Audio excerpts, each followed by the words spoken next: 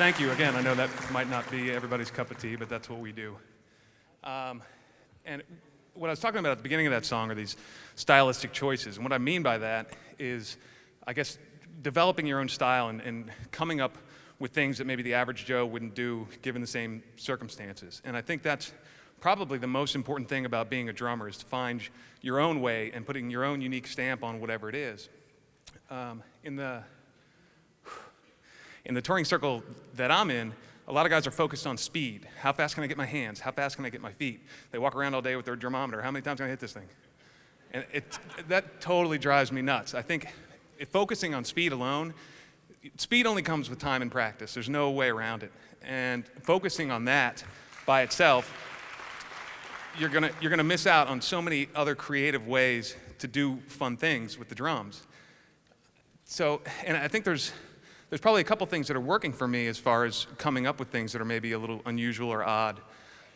One is that growing up, I really had, like I mentioned earlier, I had these guitar heroes. I wasn't a drum guy. And still to this day, there's not really a drummer out there that I want to be like. There's guys that are heads and tails better drummers than I am, but there's nobody out there that I think, someday I'll be like that guy, or somebody that I'm constantly borrowing stuff from. This is all, I try to, obviously I have influences, but I'm trying to put my own stamp on where that stuff is coming from.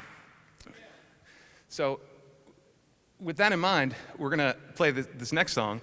It's called Blood of the Scribe. And we've never played this song live before. We've rehearsed it a couple times. I think the last time we played it in front of anybody was in the studio when we recorded it, but I kind of wanted to challenge myself. And it's not really one of the easiest songs that we do. But and a lot of guys get caught up in that. A lot of the metal drummers especially get really, and me included, get caught up in this has to be perfect, and they get so bummed out about a bad performance or one missed thing. And I've known a couple guys in the past years that have actually quit their band because they just felt embarrassed that they couldn't keep up in whatever it is. And I think once you get to the point where you're at a professional level and you're playing all the time, there are certain things that are going to happen all the time. As your playing evolves, you're going to be getting better at certain things and falling behind on certain others, and it's going to keep moving and evolving in that way. And focusing on that is almost handcuffing yourself to the problem. You're never going to get around it if that's all you're thinking about. And I was at that point too. I guess about a year ago, I was telling the guys in the band that I just felt I couldn't do it anymore. I felt embarrassed half the time that we were coming off stage, and I'd missed so much stuff. And they're looking at me like, what are you talking about? We didn't hear a thing. It sounded great. And the thing that I guess turned it around for me was understanding and getting back to the idea that drums are a whole lot of fun to play. It's not about beating yourself up about what you can't do. It's about what you can do.